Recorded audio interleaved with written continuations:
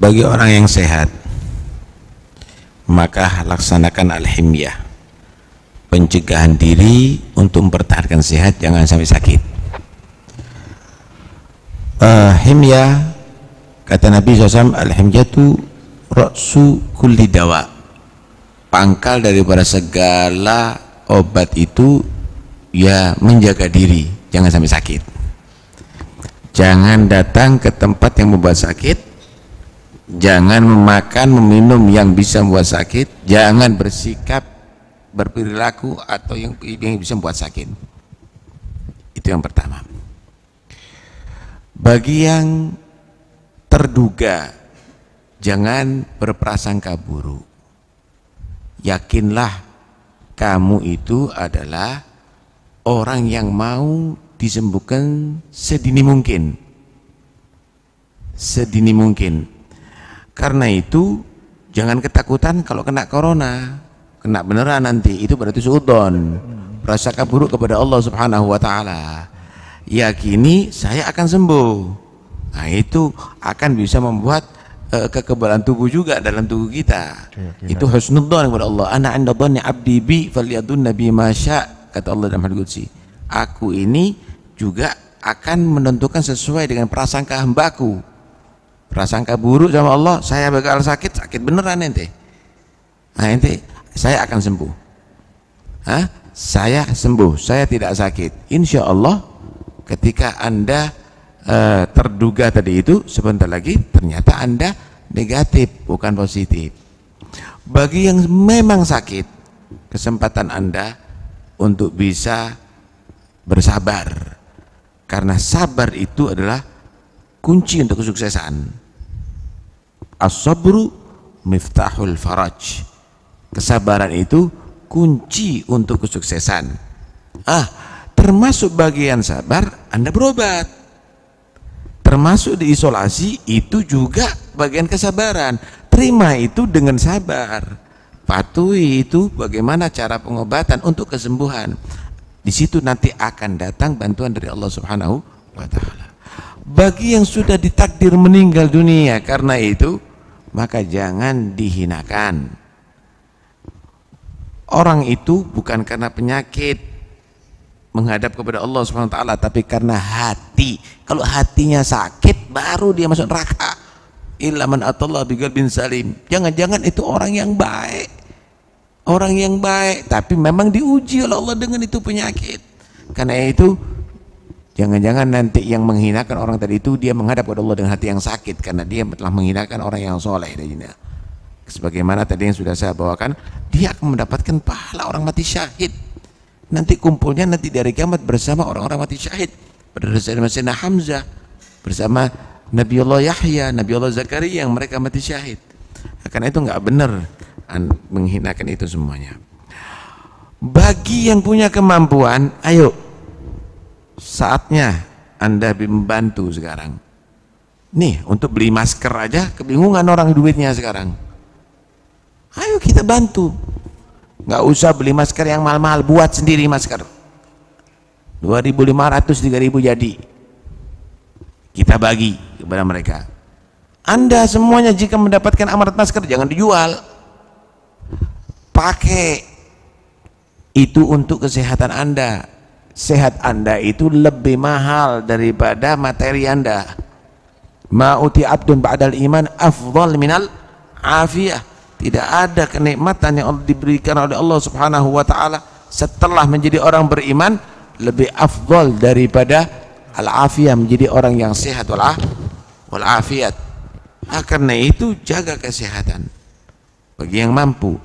Bagi para dokter, sudah mereka berjibaku dalam masalah ini, tapi ketahuilah bahwa ibadah Anda yang paling afdal adalah bukan memperbanyak sholat sunnah, bukan memperbanyak zikir, tapi menolong orang-orang yang lagi kesakitan sekarang. Jadikan itu adalah bukan hanya sekedar satu pekerjaan untuk mendapatkan bayaran, tetapi jadikan itu semuanya ada ketulusan Anda untuk mendapatkan pahala dan pertolongan dari Allah Subhanahu wa taala. Bagi pemerintah, saatnya Anda buktikan kepada rakyat bagaimana rakyat itu adalah membutuhkan aturan Anda yang bisa menjamin kesehatan fisik maupun kesehatan moral. Ya, sekarang kesehatan fisik bagaimana semuanya tadi itu dijaga. Jangan sampai ada kerumunan, jangan sampai di situ ada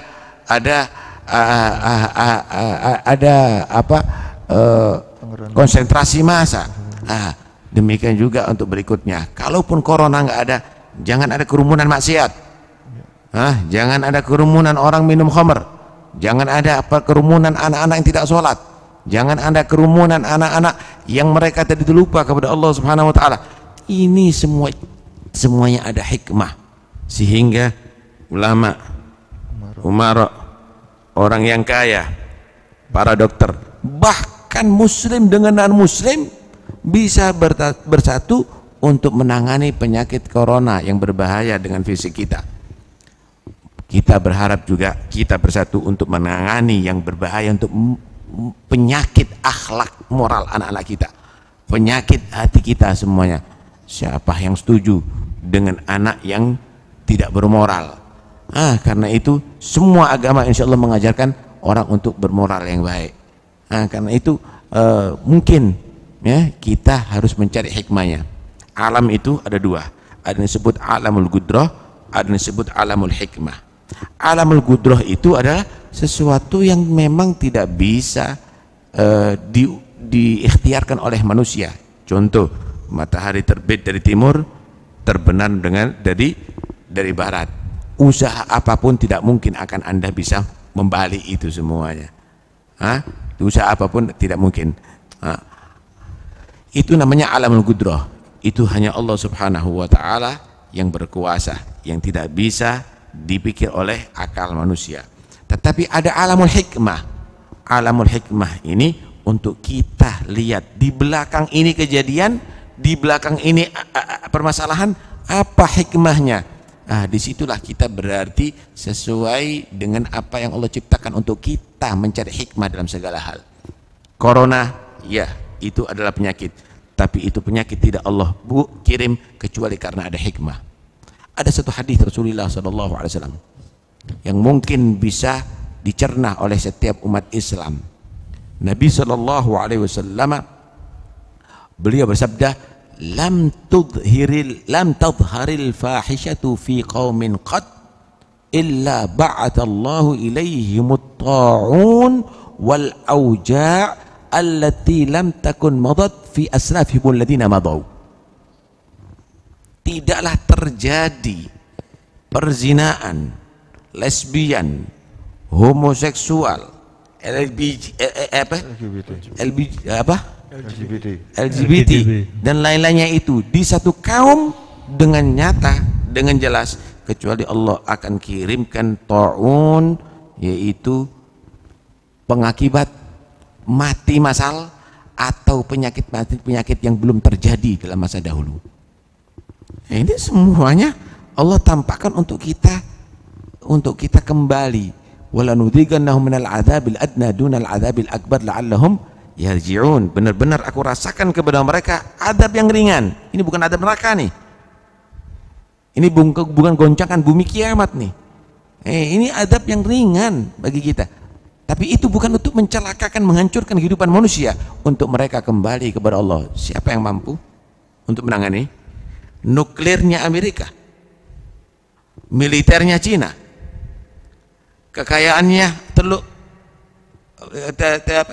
Timur Tengah. Apa yang bisa? Medis yang mana? Kekuatan siapa sekarang? Kita kembali kepada Allah, kita taubat, kita khudu kepada Allah Subhanahu wa taala. Karena itu, ayo kita kembali ibadah. Kita ibadah yang sesuai dengan aturan pemerintah, ibadah yang juga sesuai dengan aturan medis. Jangan meninggalkan ibadah karena hanya ketakutan corona, karena Anda semakin jauh daripada Allah Subhanahu wa taala. Takut daripada singa, Anda menjauh daripada singa untuk selamat. Takut adab dari Allah, Anda semakin dekat kepada Allah, Anda akan selamat. Begitu insyaallah, begitu Allah. Umat Islam, Nabi mengajarkan kepada Anda untuk bersih. Bahkan beliau menyatakan merupakan lambang iman adalah kebersihan. Anda tafatu minal iman. Bersihlah Anda secara fisik, bersihlah secara juga batin.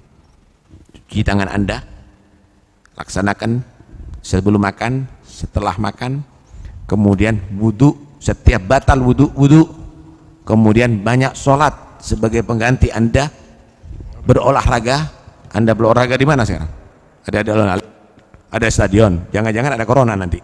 Sholat yang banyak kepada Allah Subhanahu wa ta'ala, Quran dibaca, tinggal di rumah, bukan untuk menonton TV, tambah sumpek Anda, tambah stres, baca Quran, banyak berzikir, la ilaha illa anta subhanaka inni kuntu minadh dhalimin, merasa bersalah kepada Allah Subhanahu wa ta'ala, dan banyaklah bersedekah.